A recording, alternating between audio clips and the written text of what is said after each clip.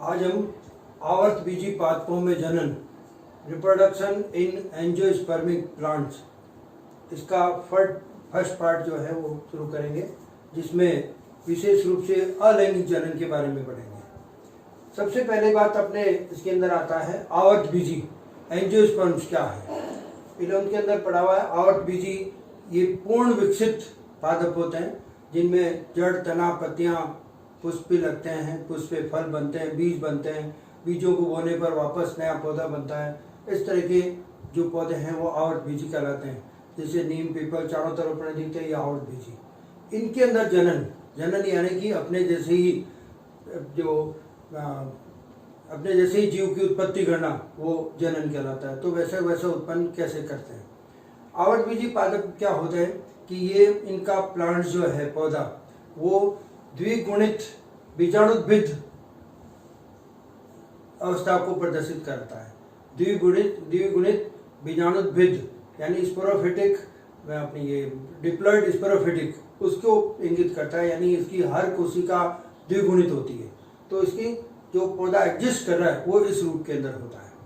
इसके अंदर जो अपने हैप्लॉइड गैमेटोफिटिक जो है अगुणित युग्मोद्भिद अवस्था बहुत अल्प आती है, छोटी आती है। इस कारण से इनके अंदर पीडी एकांतरण जो है वो होता है, लेकिन अस्पष्ट होता है, क्योंकि ज़्यादा स्पोरोफिटिक फेज ज़्यादा रहता है, ये गैमेटोफिटिक बहुत कम रहता है। तो इस कारण से बीजाणु व्यवस्था ही ज़्यादा होती है, युग्मोद्भिद व्यवस्था बहुत कम होती है।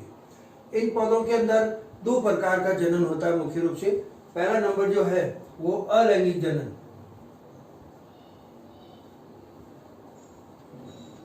अलैंगिक जनन, एसेक्सुअल रिप्रोडक्शन। एसेक्सुअल रिप्रोडक्शन, अलैंगिक जनन। अलैंगिक जनन क्या होता है? इस प्रकार के जनन में किसी प्रकार का अर्धसूत्रण या युग्मक संलयन क्रिया यानी कि मियोसिस और जो गैमेटिक फ्यूजन वो किसी तरह से नहीं होता है, जिसको यानी दोनों ही चीजें नहीं होती है। तो क्या होता है इसके अंदर? पौधे का कोई भी भाग परिवर्तित होकर पौधे से अलग होकर नया पौधा बना देता है। यानी ना तो इसमें कोई रिडक्शन डिवीजन यानी कि मियोसिस होता है, और ना ही इसके अंदर जो है वो गैमेट फ्यूजन यानी कि युग्मक संलयन होता है। किसी तरह की क्रिया नहीं होती है, तो वो अलैंगिक जनन कहलाता है। ये अलैंगिक जनन दो प्रकार का होता है। पहला नंबर जो है वो अनिषेक बीजता, एक गेमोस्पोरी अनिषेक बीजता, यानी कि इनकी उत्पत्ति बीज से ही होती है, लेकिन वो बीज बिना अर्धसूत्री विभाजन, बिना निषेचन के विकसित होता है। यानी उसमें ना तो कोई मियोसिस होता है, ना कोई गैमेट फ्यूजन होता है, कुछ नहीं होता, लेकिन बीज बनता है। यानी किसी तरह का फर्टिलाइजेशन नहीं होता और बीज बनता है। उस बीज को बोते हैं तो उससे नया पौधा बनता है, तो वो कहलाता है अनिषेक बीजता, एक गेमोस्पोरी कहलाता है। ये बहुत कम रेयर पाया जाता है। इंपॉर्टेंट चीज जो है वो सेकंड नंबर है कायिक जनन।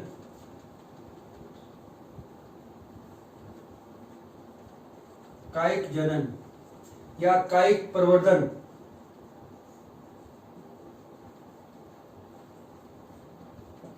वेजिटेटिव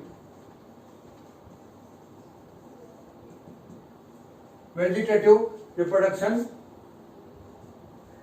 या वेजिटेटिव प्रोपोगेशन, ये मुख्यतः इसके बारे में अपन डिटेल में आज पढ़ेंगे। कायिक जनन या कायिक प्रवर्धन, वेजिटेटिव रिप्रोडक्शन या वेजिटेटिव प्रोपोगेशन। ये क्या होता है कि पौधे का कोई भी कायिक भाग यानी कि जड़, तना, पत्ती, कोई भी बीज के अलावा, बीज नहीं होना चाहिए, बीज के अतिरिक्त कोई भी भाग, जड़, तना, पत्ती, जो पौधे से अलग हो जाए किसी तरह से और अलग होकर वो वापस उनको उगाया जाता है, उससे एक नया पौधा तैयार हो जाता है। इस तरह का जनन कहलाता है कायिक जनन या कायिक प्रवर्धन। ठीक है, यानी कि पौधे का बीज के अतिरिक्त कोई भी भाग, उससे एक नया पौधा बन जाए, तो वो क्या कहलाता है? कायिक जनन या कायिक प्रवर्धन कहलाता है। जिस भाग से नया पौधा बनता है उसको कहते हैं प्रवर्ध, उसको प्रवर्ध कहते हैं। यानी कि जिस पौधे जैसे जड़ से नया पौधा बन रहा है या तने से बन रहा है या पत्ती से बन रहा है या और किसी से बन रहा है, कोई भी कायिक भाग से, तो उसको प्रवर्ध कहते हैं। तो ये प्रवर्ध से नया पौधा बनता है। प्रोपेग्यूल कहते हैं इंग्लिश के अंदर, प्रोपेग्यूल, उससे बनता है। अब ये कायिक जनन जो है वो दो प्रकार का होता है, प्राकृतिक और कृत्रिम। प्राकृतिक अपन जानते हैं कि अपने आप होता है, और कृत्रिम जो मैन मेड, मानव के द्वारा कराया जाता है। तो पहले कायिक जनन, ये सॉरी प्राकृतिक कायिक जनन, प्राकृतिक कायिक जनन, नेचुरल वेजिटेटिव प्रोपगेशन, प्राकृतिक कायिक जनन। प्राकृतिक यानी प्रकृति में अपने आप होता है। तो अपने आप पौधे के जो मुख्यतः अपन देखते हैं तीन भाग तो होता ही है, कायिक भाग, तना है, जड़ है, पत्ती है, ये होती है। कुछ जननांग जो विशेष रूप से कलिकाएं, बर्ड्स बनती है उनके द्वारा। तो चार प्रकार का ये प्राकृतिक कायिक जनन होता है। सबसे पहला नंबर जो है वो तने द्वारा, तने द्वारा, by stems, vegetative propagation by stems. तने द्वारा कायिक जनन कैसे होता है? तने द्वारा जो है वो कायिक जनन, तने के जो रूपांतरण 11 पे पढ़ रखे हैं कि रूपांतरण होते हैं, वह जो भूमिगत रूपांतरण है या अर्धवायवीय रूपांतरण है, उन सब में कुछ कलिकाएं होती हैं और वो कलिकाएं एक नया पादप बनाती है। जैसे अपन देखते हैं कि भूमिगत तने जो है, भूमिगत तने के अंदर जो अपने राइजोम है, प्रकंद, प्रकंद, कंद, घनकंद, सलकंद, चार तरह के ये भूमिगत तने होते हैं। प्रकंद यानी राइजोम, कंद यानी बल्ब, घनकंद यानी कॉर्म और सलकंद बल्ब। तो ये अलग अलग जो है ये अपने चार प्रकार के होते हैं। प्रकंद जैसे इसका उदाहरण होता है अपने अदरक जो होती है, ये पौधे जो है भूमि के अंदर रहते हैं, तना भूमि के अंदर रहता है, इसमें कुछ कलिकाएं होती है, वो कलिका एक नया पौधा तैयार करने बना देती है। इसी तरह से कंद जो है आलू होता है, आलू के अंदर जो आंख होती है उसके अंदर जो वहाँ जिसको अपने अलग होकर या किसी तरह से वो बोया जाए तो उसे एक नया पौधा तैयार हो जाता है। इसी तरह से घनकंद जो पौधे जमीन में सीधे रहते हैं, जैसे अरवी होती है, उस अरवी में भी इस तरह की जगह जगह जो पर्व संध्या होती है वहाँ पर कलिकाएं होती है, उससे नए पौधे बन जाते हैं। सलकंद जो प्याज होता है, प्याज से बोने पर नया पौधा बन जाता है। तो ये सब भूमिगत तने हैं, इनसे सबसे नया पौधा बन जाता है। यानी कि प्रवर्ध जो है वो क्या है? तने हैं, तने और तने के ऊपर लगी कलिकाएं। इसी तरह से कुछ ऊपरी अपने जो अर्धवायु तने, अर्धवायु तने में जैसे पहला नंबर है ऊपरी भूस्तारी, दूसरा अंतः भूस्तारी, तीसरा भूस्तारी और चौथा भूस्तारिका। ऊपरी भूस्तारी रनर कहते हैं, जिसमें दूब घास को बोलते हैं। आधे पौधे भूमि में रहते हैं, आधे बाहर रहते हैं। कहीं से भी अलग हो जाए तो वो भाग जो है वो छोटा भाग, अलग हुआ भाग जो है वो अलग नया पौधा बना देता है। इसी तरह से अंतः भूस्तारी जो ज्यादातर भूमि में रहते हैं, कम बाहर रहते हैं, जैसे पुदीना होता है, वो नया पौधा इस तरह से बना देता है। कुछ भाग अलग हो जाए तो नया पौधा बना देता है। भूस्तारी जो कि स्ट्रॉबेरी होता है, वो स्ट्रॉबेरी से नया पौधा बन जाता है। और भूस्तारी का जो ऑफसेट कहते हैं, ये अपने जो अपने आइकॉर्निया जलकुंभी जो होती है उससे नया थोड़ा सा भाग अलग कर दे तो उसे नया पौधा बन जाता है। तो ये सब क्या है? अर्धवायु तने हैं, आधे भूमि में आधे बाहर रहते हैं, इनसे भी नए पौधे बन जाते हैं। इस तरह से तने द्वारा ये कायिक जनन जो है, प्राकृतिक कायिक जनन अपने आप होता रहता है। दूसरा नंबर आता है जड़ द्वारा, जड़ द्वारा कायिक जनन, ये वेजिटेटिव प्रोपगेशन बाय रूट्स। जड़ द्वारा कुछ जड़ें ऐसी होती है जो अलग होकर या जमीन में रह जाती है, रहने के बाद वापस जो है वो नया पौधा बना देती है, तो वो जड़ द्वारा भी इस तरह से बनते हैं। जड़ द्वारा में क्या है कि एक पौधा होता है अपने क्या कहते हैं, जिसमें अपस्थानिक कलिकाएं होती है। अपस्थानिक कलिकाएं एडवेंटिशियस बर्ड्स होती है, वो एक नया पौधा तैयार कर देती है, जैसे शकरकंद वगैरह है इनके अंदर। तो इस तरह अपस्थानिक कलिकाएं होती हैं इनके अंदर, और वो ये नया पौधा तैयार कर देती है। शकरकंद है, डहेलिया है, एस्परगस है, इनके अंदर इस तरह से जड़ों द्वारा होता है। तीसरा नंबर पत्तियों द्वारा।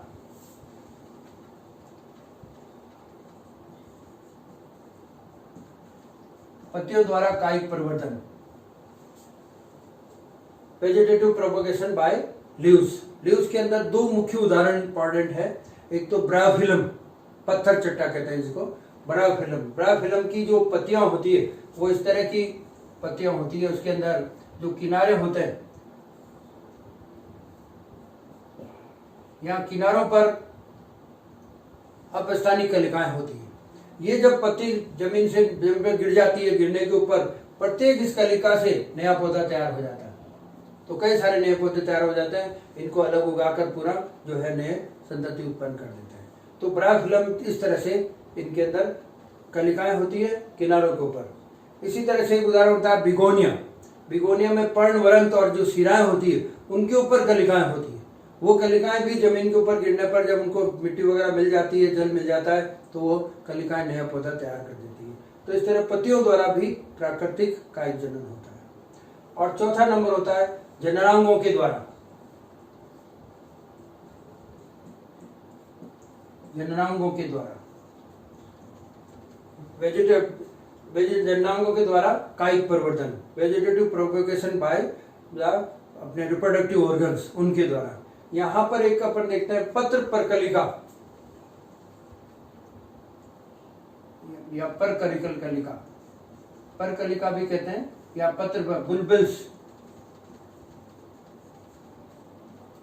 कुछ पौधों के अंदर जैसे रामबांस होता है, उसके अंदर है, रतालू में, इनके अंदर क्या होता है कि जो कलिकाएं लगती है वो कलिकाएं एक नहीं कई सारी समूह में लगती है।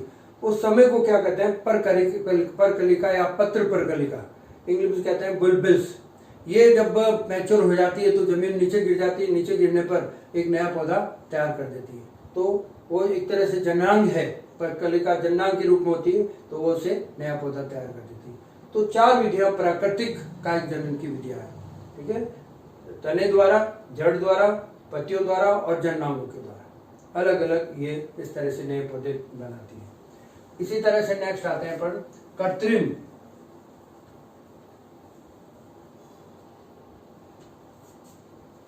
कृत्रिम कायिक जनन। आर्टिफिशियल वेजिटेटिव प्रोपगेशन, कृत्रिम कायिक जनन, आर्टिफिशियल वेजिटेटिव प्रोपगेशन। कुछ विधियां हैं जिनमें कृत्रिम रूप से भी कायिक जनन कराया जाता है, यानी जड़ से, तना से, पत्तियों से, किसी कोई भी कायिक भाग, उससे नया पौधा तैयार किया जाता है, मनुष्य के द्वारा किया जाता है, इसलिए वो कृत्रिम कायिक जनन हो गया। ये कायिक जनन 3 तरह से मुख्य रूप से होता है। पहला नंबर होता है कर्तन,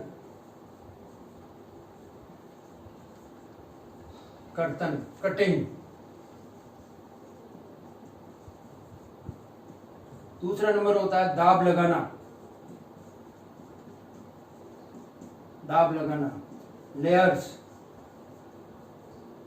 लेयरिंग।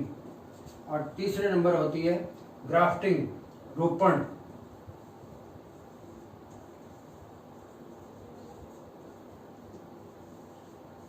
तीन विधियां कृत्रिम कायिक जनन की होती है। पहला नंबर कर्तन या कटिंग, दूसरा नंबर दाब लगाना, लेयरिंग, और तीसरा नंबर रोपण या ग्राफ्टिंग। इन तीनों को एक एक करके देखेंगे। सबसे पहले कर्तन, कटिंग्स। कर्तन में क्या होता है कि जड़, तना, कोई भी भाग जो है उसको काट देते हैं, काट कर उसके टुकड़े कर देते हैं। जो लंबे टुकड़े जो है 5-7 इंच के जो है वो लंबे टुकड़े होते हैं, जैसे तने के टुकड़े कर दिए तो 5-6 इंच के जो टुकड़े होंगे उन टुकड़ों को कहते हैं कर्तन, कटिंग्स। उनको जमीन में उगाते हैं, उगाने से नया पौधा तैयार हो जाता है। तो ये 2 तरह के होते हैं, अपने तने भी होते हैं और जड़ भी होती है, यानी कि तना कर्तन, जड़ कर्तन। तना कर्तन यानी कि तने को लेकर और तने की एक कोई भी भाग ले लेते हैं, लेकर उसके टुकड़े कर देते हैं, टुकड़े करके उन प्रत्येक टुकड़े को जब जमीन में बोते हैं, बोने के ऊपर वापस अगर सारी परिस्थितियां दे दें तो उससे नया पौधा तैयार होता है। जैसे गुलाब की खेती इसी तरह से होती है, गन्ने की खेती इसी तरह से होती है, बोगनविलिया की खेती इसी तरह से होती है। इनमें जैसे अपने गुलाब है, गुलाब की एक टहनी काटी और उसके 3-4 टुकड़े कर दिए, यानी कि 8-10 इंच का या 4-5 इंच के टुकड़े कर देते हैं करके, और उन टुकड़ों को उसी समय भूमि में लगा देते हैं। लगाने से उससे नए गुलाब के पौधे तैयार हो जाते हैं। इसी तरह बोगनविलिया को लगाते हैं, गन्ने की खेती भी इसी तरह से होती है। तो ये कर्तन जो है वो तने के टुकड़े काट कर उनको बोया जाता है। इसी तरह से कर्तन जड़ की भी होती है, कुछ जड़ें होती है, उन जड़ों को भी काट कर इस तरह से लगाया जाता है। तो जड़ों को काटने पर क्या है कि कुछ जड़ें लेकर उनको ऊर्ध्व रूप से लगाया जाता है, काट कर अलग करते हैं, ऊर्ध्व रूप से सीधा हॉरिजॉन्टल लगाते हैं, लगाकर और बूट देते हैं और सारी परिस्थितियां दी जाती है, तो उससे नया पौधा निकल जाता है। तो जड़ों में भी होता है, तने में भी इस तरह से होता है। तो दूसरा नंबर है दाब लगाना। दाब लगाने में क्या होता है, कर्तन में तो अपन जड़ और तने को काटते हैं पौधे से, जो मात्र पौधा उसे काट कर अलग करते हैं, लेकिन यहाँ पर काटने तने के अंदर, जैसे तने के अंदर जितने भी तने लगाए तो उनमें वृद्धि किस तरह से होगी, तो कुछ कारक भी होते हैं। जैसे कारक है कि जो कर्तन काटा उस कर्तन की लंबाई कितनी है, लंबाई जितनी ज्यादा होगी उतना जल्दी पौधा तैयार होगा, या उस जिस पौधे को काटा है वो उसकी आयु क्या है, आयु अगर बहुत ज्यादा पुराना है तो बहुत मुश्किल से होगा, नया हो तो जल्दी हो जाएगा, उसकी आयु भी होती है। जहाँ पर लगाया जाता है उसका वातावरण कैसा है उसके ऊपर भी डिपेंड करता है। तो कुछ चीजें इनके ऊपर, जो तने के कर्तन है उसके ऊपर ये निर्भर करती है कि कर्तन की लंबाई कितनी है, जिस पौधे को लिया है मातृ पौधा उसकी आयु कितनी है, और वहां पर पर्यावरण वातावरण कैसा दिया है, खाद वगैरह पानी वगैरह सही है नहीं, वो सारे इसके ऊपर डिपेंड करता है। तो तने से जल्दी नया पौधा तैयार हो जाता है। इसी तरह जड़ से भी होता है, ज्यादातर तने से किया जाता है, जड़ से कुछ पौधों में किया जाता है। दूसरा नंबर दाब लगाना। दाब लगाने में क्या करते हैं कि मातृ पौधा जो होता है, पेरेंट प्लांट, उससे उस भाग को अलग नहीं करते हैं, उसी के अंदर रहने देते हैं, बाद में उसको अलग किया जाता है, ठीक है ना। तो उसको कहते हैं दाब लगाना, जिसमें जो मातृ पौधा है उस मातृ पौधे को अलग नहीं करते हैं, जैसे कर्तन में अलग करते हैं, अलग कर वो बोते हैं, इसमें बिना अलग किए ही बोया जाता है। ये उन पौधों में ज्यादातर लाभ हो सकता है, संभव होता है, जिनकी जो शाखाएं हैं वो शाखाएं लंबी लंबी हो और लचीली हो, लंबी लंबी होनी चाहिए और लचीली हो, अगर उनको पकड़ के खींचा जाए तो जमीन तक वो आ सके, उनके अंदर ये संभव होता है। तो चमेली है, मोगरा है, ये इसके उदाहरण है जिसमें दाब लगाना संभव होता है। कैसे लगाते हैं दाब, कि जो चमेली वगैरह या मोगरा पौधा है उसके अंदर इस तरह शाखाएं निकली रहती है खूब सारी, ये जमीन के अंदर से इस तरह शाखाएं, ये जमीन इस तरह से, अब ये शाखाएं इतनी लचीली होती है कि एक शाखा को पकड़कर और अपन इसको यहाँ से लाकर और जमीन के अंदर इस तरह से लगा देते हैं। तो यहाँ इस तने की परोसंधियां, 1 या 2 परोसंधि यहाँ जमीन में दब जानी चाहिए, 2 परोसंधि जमीन में दब गई और इतना दबा दिया, बाकी का भाग वापस बाहर आ गया, ये इसमें पत्तियां लगी हुई, यहाँ पर पत्तियां लगी हुई है, परोसंधि इस तरह। तो इतना भाग अपने खींचकर और जमीन में लाकर इतना जमीन में लगा दिया और ये वापस इसको भूर दिया, और यहाँ पर पानी वगैरह डालते हैं, डालने पर क्या होगा, गीला रहेगा, गीला रहने से ये परोसंधियां जो है, इन परोसंधियों से यहाँ से अपस्थानिक जड़ें निकल जाएगी और यहाँ से नया तना निकलेगा, नया तना निकलकर और उसके में शाखाएं और पत्तियां निकल जाएगी, पत्तियां निकलकर एक छोटा, इसका छोटा रूप पौधा तैयार हो जाएगा। इस पौधे को यहाँ से अब हटाकर काटकर दूसरी जगह बो सकते हैं। इस तरह से क्या कहलाता है, दाब लगाना, लेयर्स कहते हैं, ये दाब लगाना इस तरह होता है। तो चमेली में, मोगरा में, इनमें पौधा इसी तरह का होता है। तो यहाँ पर क्या है कि पहली बार दाब लगाने में पौधे को जो नया पौधा बनाना है तो उसके किसी भी भाग को, कायिक भाग को पौधे, मात्र पौधे से अलग नहीं करते, उसी के ऊपर रहने देते हैं। और ये उस पादपों में संभव है, उस प्लांट में संभव है जिनकी शाखाएं, तना जो है, तने की शाखाएं लंबी होती है, लचीली होती है, उनमें संभव होता है। तो चमेली और मोगरा में ऐसी परिस्थितियां होती है। इसमें एक शाखा को लेकर खींचकर और जमीन की तरफ लाते हैं और जमीन में इस तरह से लगा देते हैं कि उसकी 1 या 2 परोसंधि जमीन के अंदर जाए, बाकी का पौधा बाहर निकल जाए। तो इस तरह से लगा देते हैं, लगाकर इसको पानी वगैरह डाल देते हैं, डालने से ये इस तरह पड़ा रहेगा। कुछ दिनों के बाद यहाँ परोसंधि से अपस्थानिक जड़ें निकल जाएगी, ऊपर की तरफ नया पौधा तैयार हो जाता है। इस पौधे को फिर यहाँ से हटाकर दूसरी जगह लगा सकते हैं। ये कहलाता है दाब लगाना। दाब लगाने के अंदर एक दूसरी चीज और होती है कि अपने गुट्टी लगाना। गुट्टी, GOTTE, गुट्टी लगाना। एक गुट्टी लगाना और होती है। ये तो लेयर, सिंपल लेयर्स होती है। इसके अंदर गुट्टी लगाना भी दाब लगाने के अंतर्गत आता है। गुट्टी कैसे लगाते हैं? गुट्टी लगाने में क्या है कि जो बड़े पौधे होते हैं, काष्ठीय पौधे, वृक्ष होते हैं बड़े, उनके अंदर लगाई जाती है, जो कि दृढ़, इतने दृढ़ है कि खींच कर नीचे नहीं ला सकते हैं, और उनसे किस तरह से कायिक जनन करा सकते हैं। तो जैसे कोई बड़ा वृक्ष है और उसके अंदर ये शाखाएं निकली हुई है, इस तरह से बड़ा है। अब अपने को यहां से इसके अंदर कोई भाग कायिक जनन करना है, तो कैसे करेंगे? सबसे पहले यहाँ गुट्टी लगाने के अंदर इस तने में मान लो ये करना है, तो अपन इतनी दूर पर इस तने के ऊपर की जो छाल है, उस छाल को वलय के रूप में उतार लेंगे। तो कुछ दूरी के ऊपर इस छाल को उतार लिया, तो छाल को उतारने के बाद में उसका अंदर का भाग आ जाएगा जिसमें सारे उत्तक है वो आ जाएंगे। अब इसको छाल को अलग कर लिया। अब इसके ऊपर या तो गीली मिट्टी लगा देंगे, गीली मिट्टी लगाकर टाट लगा देंगे, या रुई लगा देंगे। रुई लगाकर उसके चारों तरफ रस्सी बांध देंगे। तो यहाँ पर इस तरह से मिट्टी या रुई कुछ भी लगा दिया और इसके ऊपर इस तरह ये रस्सी बांध दी, ताकि ये हमेशा नम रहनी चाहिए, क्योंकि इसको विकसित होने में 15 दिन, 20 दिन, कितने भी 25 दिन लग सकते हैं। तो इतने दिन में ये नम कैसे रहेगी? तो हमेशा ये नम रहनी चाहिए। नम रहने के लिए रोजाना ऊपर चढ़ के पानी डालना पॉसिबल नहीं होता। इसलिए क्या करते हैं कि ऊपर एक मटकी लगा दी जाती है, एक ऐसा पोट मटकी जो अपने मिट्टी की बनी हुई, उसको यहाँ लगाते हैं। लगाकर इसके यहाँ पर एक छिद्र कर देते हैं। एक छिद्र करके उसके अंदर रस्सी डालते हैं और रस्सी की गांठ यहाँ पर रहती है, और उस रस्सी को लाकर इससे जोड़ देते हैं। और अब इस मटकी के अंदर पानी भर देते हैं। इसमें पानी भर दिया, ये पानी धीरे धीरे रिसता हुआ यहाँ आएगा और इस रस्सी के साथ में जाएगा। तो यहाँ जो नम मिट्टी है या रुई है, इसको हमेशा नम बनाए रखेगा। मटकी भरते रहेंगे और काफी टाइम तक चलती जाएगी, 8-10 घंटे तक चलती जाएगी। फिर मटकी भर देंगे, तो इस तरह से ये हमेशा गीला रहेगा। काफी दिन बाद, सब 2 सप्ताह, 3 सप्ताह, 4 सप्ताह निकलने के बाद देखेंगे कि यहाँ नीचे से कुछ अपस्थानिक जड़ें निकलना शुरू हो जाएगी। तो रुई में से निकलकर बाहर आना शुरू हो जाती है। जब अपस्थानिक जड़ें बाहर आ जाती है, बाहर आने पर यहाँ से इसको काट कर नीचे जमीन में ले आते हैं। जमीन में लाकर और मिट्टी के अंदर बोर लगा देते हैं और उसमें गीला करके खाद वाद डाल देते हैं। उससे एक नया ऐसा कैसा पौधा तैयार हो जाता है। इसको कहते हैं गुट्टी लगाना। तो इस तरह से दाब लगाने के अंदर 2 चीजें, एक सिंपल दाब लगाना और एक इस तरह से गुट्टी लगाना, ये 2 चीजें। तीसरी नंबर होती है रोपण, ग्राफ्टिंग। ग्राफ्टिंग बहुत इंपॉर्टेंट होती है। ज्यादातर नई नई वैरायटीज उत्पन्न करने के लिए ग्राफ्टिंग की जाती है कृत्रिम रूप से। जितने भी नर्सरी वगैरह है, जितने भी जो रिसर्च वगैरह की लैब्स होती है या काजरे वगैरह, उनके अंदर इस तरह की जो है रोपण या ग्राफ्टिंग होती रहती है। ग्राफ्टिंग में क्या चीज होती है? 2-3 चीजें बहुत इंपॉर्टेंट होती है। पहली बात तो इसके अंदर एक, यहाँ तो एक पौधा, यहाँ भी एक पौधा था, यहाँ 2 पौधे काम में लेते हैं। एक ही जाति के एक ही जाति के 2 पौधे लेते हैं। उन दोनों पौधे को एक दूसरे से संयुक्त कराते हैं, और संयुक्त इस तरह से कराते हैं कि उनके कैम्बियम ऐदा जो है वो आपस में जुड़ जाए।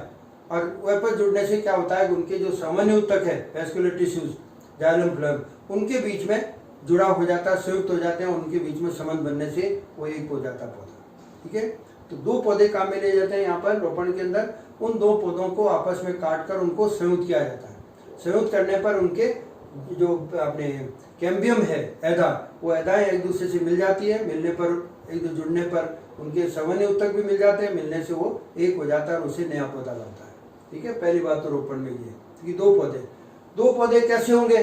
एक पौधा ऐसा होगा जो अच्छे गुणों वाला होगा, और दूसरा पौधा ऐसा होगा जो निम्न गुणों वाला होगा। जो अच्छे गुणों वाला पौधा होगा, उस पौधे का कुछ भाग काट लेते हैं, उसको कहते हैं कलम, सायन, कलम या सायन कहते हैं। जो अच्छे गुण वाला है उसको यहाँ पर कलम या सायन कहते हैं, जिसको रोपण किया जाता है। ठीक है, तो कलम। दूसरा जिसके ऊपर किया जाता है वो कहलाता है स्कंद,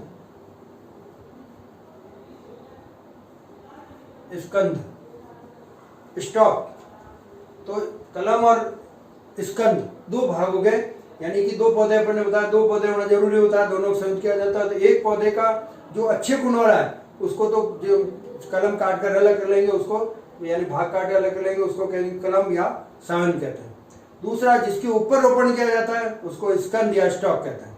तो ये कमर और कलम और स्कंद दोनों को जोड़ा जाता है। जोड़ने पर जैसे ही दोनों को जोड़ेंगे, जोड़ने पर एक दूसरे के विशेष रूप से काट कर और इस तरह से जोड़कर और रस्सी से बांध देते हैं, बांध कर और ऊपर कोई पॉलिथीन वगैरह ताकि सूखे नहीं। तो धीरे धीरे इनके क्या होते हैं कि कैम्बियम जो है पैदा है आपस में जुड़ जाती है, जुड़ने से वेस्कुलर टिश्यू जाइलम फिलम भी जुड़ जाते हैं, जुड़कर और एक हो जाते हैं, उससे फिर नया पौधा विकसित हो जाता है। तो रोपण इस तरह से किया जाता है। अभी रोपण अलग अलग तरह का होता है, ठीक है। तो रोपण कैसे करते हैं, तीन बातें ध्यान रखेंगे। नंबर 1, ये इसके अंदर दो पौधे लिए जाते हैं, दो पौधों को आपस में काट कर जोड़ा जाता है। जोड़ने से उनके कैम्बियम या एधाएं जुड़ जाती है, एधाएं जुड़ने से उनके वेस्कुलर टिश्यू जो है सामान्य जाइलम फिलम वो भी जुड़ जाते हैं और उससे फिर नया पौधा निकलता है। नंबर 2, इनमें जो दो पौधे लेते हैं उसमें एक अच्छे गुणों वाला होता है, अच्छे गुणों वाला का जो पौधा लिया जाता है उसको कहते हैं कलम, जिसका रोपण करते हैं। और दूसरा निम्न गुण वाला होता है जिसके ऊपर रोपण किया जाता है, उसको कहते हैं स्कंद या स्टॉक कहते हैं। तो इस तरह से ये दोनों अलग अलग पौधों के नाम होंगे। इन दोनों को विशेष रूप से काट कर एक दूसरे से जोड़ देते हैं। जोड़ने के बाद में उसी तरह से नया पौधा बनेगा। नए पौधे जो होगा वो अच्छे गुणों वाला होगा, इसमें निम्न गुण नहीं होंगे, अच्छे गुण होंगे, ठीक है। इस तरह से बन जाते हैं। अभी रोपण जो है अलग अलग 4 तरह का होता है। 4 तरह का कैसे क्या क्या होता है, ये अलग अलग तरह से रोपण करते हैं। नंबर 1 रोपण है जीवारोपण।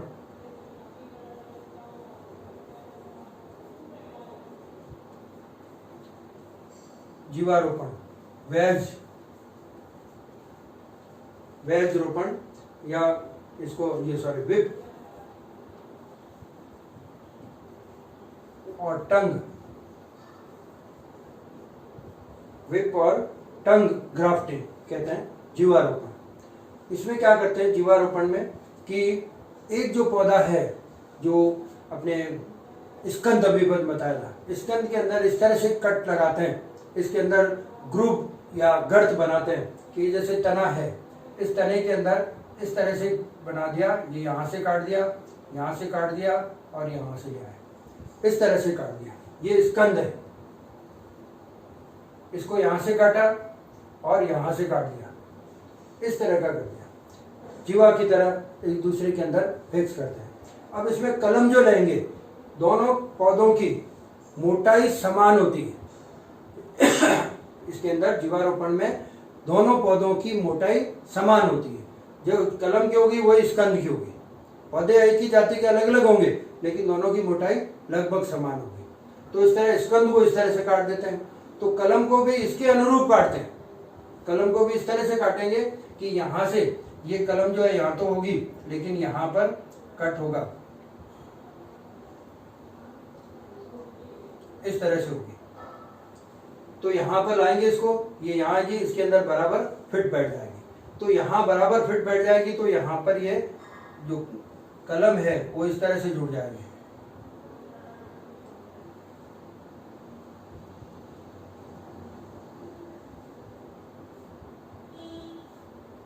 ये इस तरह से ये कलम इसमें आपस में बिल्कुल बराबर फिट बैठ जाती है। तो इसको जीवारोपण कहते हैं। इसको यहाँ से बांध देते हैं, बांध कर और ऊपर कोई प्लास्टिक थैली लगाकर बांध देते हैं, तो दोनों एक दूसरे से इस तरह जुड़ गई।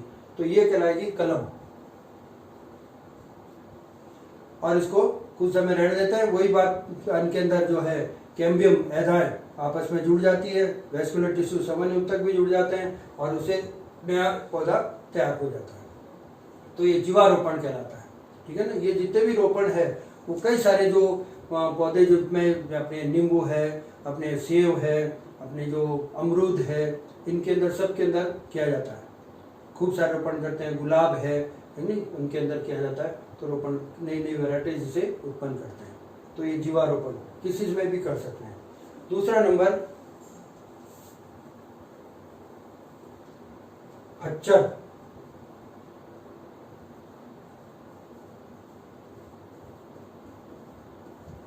खच्चर रोपण, ये वेज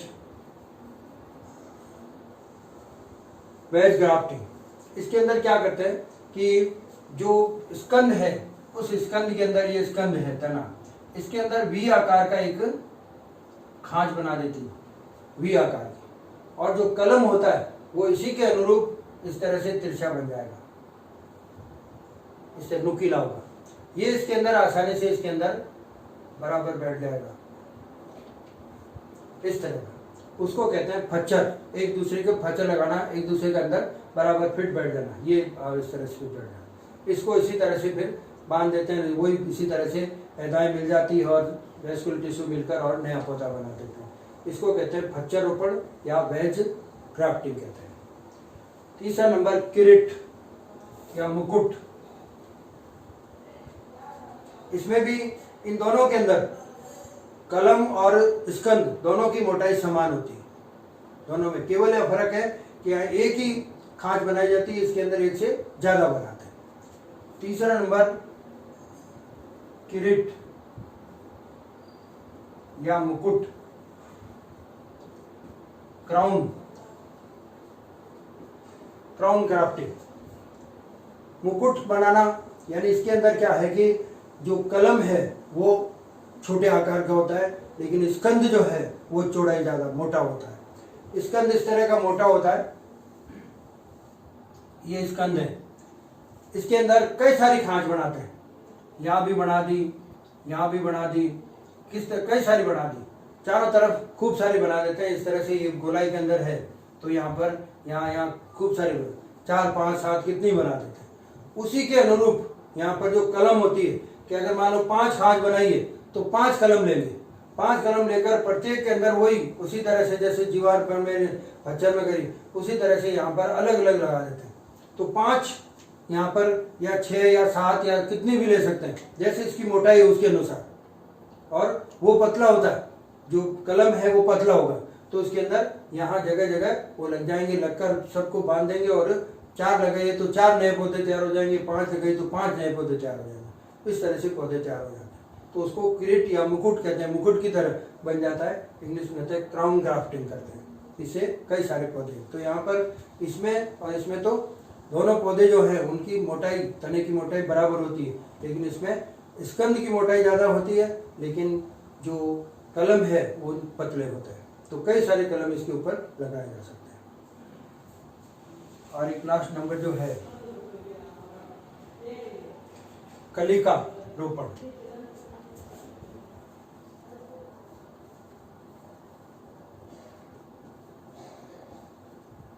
बड ग्राफ्टिंग,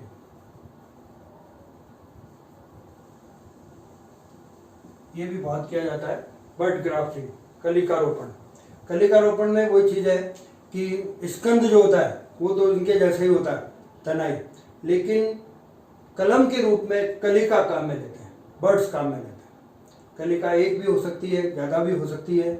इसमें क्या करते हैं कि जो स्कंद है उस स्कंद के पार्श्व के अंदर, ये स्कंद है, स्कंद के पार्श्व के अंदर यहाँ पर अपने खोद कर एक टी आकार का खांच बनाई जाती है, अंदर टी आकार, और इस तरह से खांच बनाते हैं, टी आकार की खांच बनाई जाती है। तो एक भी बना सकते हैं, 2 भी बना सकते हैं, कितनी भी बना सकते हैं। इस टी आकार की खांच के अंदर जो कलिका होती है इसकी, उस कलिका को अंदर डालकर और उसी तरह से बांध देते हैं। बांधने पे क्या होगा, कलिका के उत्तक और इसके स्कंद के उत्तक आपस में जुड़ जाते हैं और उससे एक नया पौधा यहाँ पर नया तैयार हो जाता है। ठीक है, तो यहाँ पर कलिका काम में लेते हैं। स्कंद वही होता है, लेकिन कलम के रूप में क्या होती है, कलिका होती है, बड, उसको काम में लेते हैं, इसलिए कहते हैं कलिका रोपण। तो कई सारे पौधों में ये जो ग्राफ्टिंग है वो की जाती है, आज भी करते हैं। बहुत ज़्यादा आर्टिफिशियल नए तरह के वैरायटीज बनाना वो उससे करते हैं। आज गुलाब के अपन देखते हैं कई सारे, एक रंग के नहीं, पहले गुलाब केवल गुलाब रेड रोज रेड ही होते थे, और आजकल कई तरह के हो गए, वो सब इसी के कारण नई बन गए। तो खूब चीज़ें इसमें कराई जाती है, और कोई भी विधि काम में ले जाता है। ज़्यादातर रोपण जो है उसको काम में लेते हैं, इसको भी ले सकते हैं। इस तरह से ये कृत्रिम विधि, इस तरह से ये एसेक्सुअल रिप्रोडक्शन अपने कंप्लीट हो गया। नेक्स्ट पार्ट 2 में जो है वो सेक्सुअल रिप्रोडक्शन, लैंगिक जनन पर।